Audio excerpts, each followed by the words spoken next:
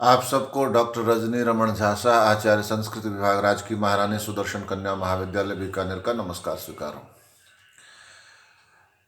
हमने कारक प्रकरण में 3 दिन लगातार प्रथमा विभक्ति का जो प्रातिपदिकार्थ लिंग परिमाण वचन मात्रे प्रथमा उसको समझने का प्रयास किया। कारक प्रकरण का वह सबसे कठिन सूत्र है, इसलिए उसको समझने में हमने 3 दिन लगाए और मुझे आशा है कि आपको वह समझ में वह सूत्र आया होगा। एक बार उसको पुनः समझेंगे, लेकिन बार बार एक ही सूत्र को दोहराने से हो सकता है कि उसमें उलझन और हो जाए। तो इस एक बार कारक प्रकरण के पूरा होने पर उसको एक बार फिर से समझेंगे। तो अभी हम उससे आगे वाले सूत्र पर चलते हैं जो आपके पाठ्यक्रम के अनुसार है। तो आपके पाठ्यक्रम में दूसरा सूत्र है कर्तुरीप्सिततमम कर्म। कर्तुः ईप्सिततमम कर्म। अगर इसका संधि विच्छेद करेंगे तो यह इस तरह से होगा। कर्तुः कर्ता का, ईप्सिततमम जो सबसे अधिक इच्छित है वह कर्म कहलाता है। इसका अर्थ क्या हुआ? ये तो शाब्दिक अर्थ बता दिया मैंने। कर्ता का सबसे अधिक इच्छित जो है वह कर्म है। इसका भावार्थ यह हुआ कि कोई भी वाक्य किससे बनता है? कर्ता से और क्रिया से। मैं जाता हूँ, इसमें कर्ता मैं है और जाता हूँ क्रिया है। अहम गच्छामि तो क्रिया है। कर्ता क्रिया करता है, क्रिया करने वाला ही कर्ता होता है। कर्ता सबसे प्रधान उसमें है, वह क्रिया करता है। तो वह क्रिया के द्वारा जो उद्देश्य पाना चाहता है, जो जिसको प्राप्त करना चाहता है, प्राप्त करना से यहाँ कोई सामान प्राप्त करना या वस्तु प्राप्त करना या धन प्राप्त करना या वरदान प्राप्त करना नहीं है। उस क्रिया का जो उद्देश्य है जिसके पास जाना, उस क्रिया का उद्देश्य है जिसको प्राप्त करना। तो कर्ता अपनी क्रिया के द्वारा जिसको प्राप्त करना चाहता है, यानी क्रिया का फल जहां जा रहा है, क्रिया जिसके लिए की जा रही है, जिसको उद्देश्य करके क्रिया की जा रही है, उसको कहते हैं ईप्सिततम। ईप्सिततम, और उसको कर्म कहते हैं। क्रिया के द्वारा कर्ता जिसको विशेष रूप से प्राप्त करना चाहता है उसको कर्म कहते हैं। जैसे उदाहरण से ये आपको स्पष्ट हो जाएगा। इसका उदाहरण है हरिम भजती, हरि का भजन करता है। ठीक है। हरिम भजती, भजती में कौन सी क्रिया है? भज क्रिया है। या भजती क्रिया भी अपन ले सकते हैं। भजती क्रिया के द्वारा कर्ता कोई है, मान लो रामा है, श्यामा है, मोहन है, जो भी है, वह भजती क्रिया के द्वारा किसको प्राप्त करना चाहता है? प्राप्त करना मतलब उसके भजन करने में मुख्य उद्देश्य कौन है? वो भजन करने के द्वारा किसको पाना चाह रहा है, किस तक पहुंचना चाह रहा है? हरि तक। हरिम भजती का मतलब हरि भजती क्रिया जो है वो हरि को उद्देश्य करके की जा रही है। हरिम भजती, तो भजती क्रिया हरि को उद्देश्य करके की जा रही है। कर्ता अपनी क्रिया भजती के द्वारा हरि को प्राप्त करना चाहता है, इसलिए हरि क्या है? कर्म है। जैसे राम पाठशालाम गच्छति, राम पाठशाला जाता है, तो गच्छति क्रिया के द्वारा राम किसको पाना चाहता है? पाठशाला को। वही उसके गमन क्रिया का उद्देश्य क्या है? पाठशाला है, इसलिए पाठशाला क्या है? कर्म है। अहम भोजनम खादामी, अहम आम्रम खादामी, मैं आम खाता हूं, यहां मैं करता है और खाता हूं, खादा में क्या हो गया, क्रिया हो गया। तो खादामी क्रिया के द्वारा मैं किसको प्राप्त करना चाह रहा हूं, आम को। आम ही मेरा उद्देश्य है खाने का, तो इसलिए आम क्या हो जाएगा, कर्म हो जाएगा।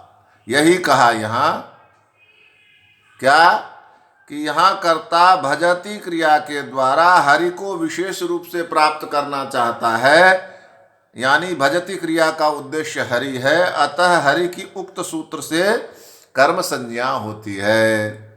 और जब कर्म संज्ञा हो जाती है तो कर्मणि द्वितीया, द्वितीया सूत्र है वह क्या कहता है, कर्मणि द्वितीया की का जो कर्म है उसमें द्वितीया विभक्ति हो, तो हरि जो है वह कर्म में होगा, तो कर्म में होने के कारण से उसमें द्वितीया होगी, तो हरि हरि हरयः हरिम, हरिम हो गया ना द्वितीया एक वचन में, हरिम भजती, हरिम बन गया तो हरिम भजती। तो इस तरह से क्या हुआ, हरिम भजती रूप की सिद्धि होती है। इसके बाद अगला सूत्र आता है कर्मणि द्वितीया। तो कहते हैं अकथित कर्म में द्वितीया विभक्ति होती है। अकथित कर्म क्या हुआ, अकथित कर्म का अर्थ है जिसमें कर्म का संबंध सीधे सीधे क्रिया से नहीं है। जैसे क्या कहा, हरिम भजती, और अगर कर्ता जो है वह बहुवचन में है तो भजंती हो जाएगा, लेकिन हरि में कोई परिवर्तन नहीं होगा। क्रिया का संबंध जब कर्ता से होता है तो कर्म को अकथित कहते हैं, यानी कर्म से संबंध नहीं है क्रिया का। लेकिन क्रिया का संबंध जब कर्म से ही होता है तब उसको कथित कहते हैं, अकथित नहीं कहते हैं, उक्त कहते हैं, कथित कहते हैं। जैसे मया भोजनम गृह्यते, मेरे द्वारा भोजन खाया जाता है, उसी मया की जगह पर तेन कर दें, उसके द्वारा भी भोजनम गृह्यते। अब गृह्यते, ग्रहण करने की क्रिया का संबंध किससे, कर्ता से नहीं है, अब उसका संबंध भोजन से, कर्म से है। तो वहां पर कर्म क्या है, उक्त है। यहाँ पर कर्म क्या है, हरिम भजती में अनुक्त है। क्यों, क्योंकि भजती जो है उसका संबंध कर्ता से है। भक्तः हरिम भजती, भक्ता हरिम भजंती, तो क्या हुआ, अहम हरिम भजामि, त्वम हरिम भजसी। हरि का कोई संबंध क्रिया से नहीं है। क्रिया का संबंध यदि है किसी से तो वह कर्ता से है। इसलिए इस यहाँ पर कर्म को क्या कहेंगे, अकथित। तो जब अकथित कर्म होता है तब उसमें द्वितीया विभक्ति होती है। तो हरिम भजती, हरि जो है कर्तुरीप्सित तमम कर्म से कर्म है, क्योंकि यहाँ भजती क्रिया के द्वारा कर्ता हरि को प्राप्त करना चाहता है, और हरि जो है वह कर्म हो गया। अब यहाँ और कर्म कैसा, जिसका सीधा संबंध क्रिया से नहीं है। हरिम भजती, हरिम भजत रामा, भक्ता हरिम भजती, भक्ता हरिम भजंती। तो भक्ता से भक्ता हुआ तो भजंती से, भजती से भजंती हो गया। तो हरिम, हरिम में कोई परिवर्तन नहीं हुआ। अब क्या हुआ, यहाँ क्या कहते हैं, अकथित कर्म है। तो अकथित कर्म होने से नहीं, पहले ये समझ लें कि भजती क्रिया का उद्देश्य क्या है। भजती क्रिया के द्वारा कर्ता किसको प्राप्त करना चाहता है, हरि को, तो हरि कर्म हो गया। और यह अकथित है, यानी कि इसका संबंध क्रिया से नहीं है। तो क्रिया से इसका संबंध नहीं है तो यह अकथित है, और अकथित कर्म में द्वितीया होती है। यही कहना है कर्मणि द्वितीया सूत्र का। कर्मणि द्वितीया सूत्र यही कहता है। तो अब जब हरि में द्वितीया होगी तो हरिम हो जाएगा। तो हरिम भजती, हरि से हरि हरि हरय हरिम हरि, हरिन हरिणा हरिभ्याम हरिभि, हरिम द्वितीया में एक वचन है तो द्वितीया हो गई ना। तो यहाँ पर क्या हो गया, हरिम भजती, हरिम भजती का अर्थ होता है हरि को भजता है। तो इस तरह से इसमें हमने 2 सूत्रों का पारायण किया, पाठ किया। इसको एक बार हम फिर समझ लेते हैं दोनों ही सूत्रों को, क्योंकि दोनों सूत्र जुड़े हुए हैं आपस में। पहली बात क्या कही? कर्तुरीप्सित तमम कर्म, कर्ता का जो क्रिया के द्वारा सबसे चाही गई वस्तु है। जैसे मैं कहानी लिखता हूँ, अहम कथाम लिखामि, तो लिखना जो क्रिया है मैं करता हो गया अहम, लिखामी क्रिया हो गया। तो लिखामी क्रिया के द्वारा क्या करना चाहते हैं? तो कहानी लिखना चाहते हैं। लिखामी का उद्देश्य क्या है? तो कहानी है। तो यहाँ किसको प्राप्त करना चाहता है लिखामी के द्वारा? कहानी को प्राप्त करना चाहता है। प्राप्त करना मतलब वो प्राप्त करना नहीं कि मैंने कहीं से भेंट ली या कहीं से पैसा आया, वो नहीं। उसका उद्देश्य क्या है? तो हो गया। तो जो कर्ता क्या ईप्सित तम है, जो सबसे ज़्यादा चाही गई वस्तु है, वह क्रिया के द्वारा वह कर्म कहलाती है। और कर्म क्या हो जाता है? भज करना, यानी भज क्रिया का उद्देश्य हरि है। अतः हरि की उक्त सूत्र से कर्म संज्ञा होती है। कर्मणि द्वितीया सूत्र से, चूंकि हरि अब कर्म हो गया और कर्मणि द्वितीया ने कहा कि हरि, कर्मणि द्वितीया ने क्या कहा कि जो कर्म है उसमें द्वितीया हो जाए। तो प्रथमा द्वितीया, जैसे हरि हरि हरय है, ये तो प्रथमा में हुआ। हरिम हरि हरिन ये द्वितीया में हुआ। तो कुछ शब्द रूप भी आपको याद होने चाहिए, तब भी समझ में आएगा। तो हरिम द्वितीया है, तो इसलिए यहाँ पर हरिम द्वितीया होने से हरिम भजती ऐसा रूप बन गया। तो यह हुआ कर्तुरीप्सित तमम कर्म। इसी को थोड़ा सा आगे बढ़ते हैं कर्मणि द्वितीया में, तो उसमें यह कहा गया है कि कर्तुरीप्सित तमम कर्म तो हुआ ही, कर्ता का क्रिया के द्वारा जो ईप्सिततम है, चाहा गया है, सबसे ज़्यादा चाहा गया वो कर्म है।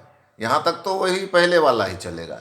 लेकिन एक बात इसमें यहाँ यह कही कि जो अनुक्त है, जो अकथित कर्म है, अकथित कर्म यहाँ विशेष रूप से आ गया। तो अकथित कर्म का अर्थ क्या निकला?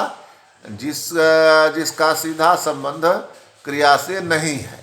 जिसका सीधा संबंध क्रिया से नहीं है का अर्थ क्या हुआ कि क्रिया कर्ता बदलेगा तो क्रिया बदलेगी। कर्ता एक वचन का होगा तो क्रिया एक वचन की होगी, कर्ता बहुवचन का होगा तो क्रिया बहुवचन की होगी। ठीक है?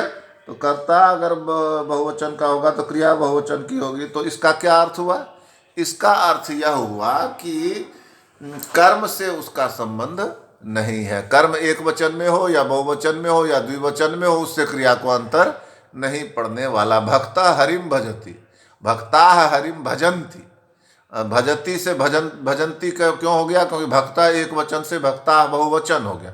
अब भक्तों करेंगे, भक्तो हरिम भजतः। अब भक्तो द्विवचन में है तो भजतः द्विवचन में। तो कर्ता और क्रिया का संबंध है, हरिम से इसका कोई संबंध नहीं है।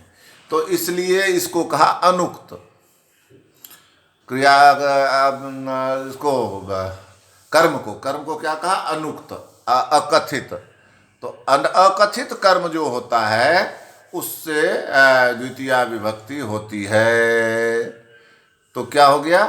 द्वितीया विभक्ति हुआ जब हरि का, तो हरिम हरि हरिन ये द्वितीया में है। तो चाहे तो हम हरिम ले ले, चाहे हरिन ले लें। बात यहाँ पर मुख्य बात यह है कि हम क्या करना चाह रहे हैं कि द्वितीया होती है किसमें? अकथित कर्म में। तो हरिम हो गया, तो भक्ता हरिम भजती। इस तरह से हरिम रूप बना और हरिम भजती रूप की सिद्धि हो जाती है, होती है। तो हमने आज 2 सूत्रों का पारायण किया। कुल मिलाकर 29 सूत्र हैं, जिसमें से हमने पहला सूत्र जो है प्रातिपदिकार्थ लिंग परिमाण वचन मात्रे प्रथमा जो है उसमें 3 दिन लगाए। और मुझे अभी थोड़ा इसमें ऐसा लग रहा है कि संदेह लग रहा है कि आपको पूरी तरह से समझ में वह आया होगा।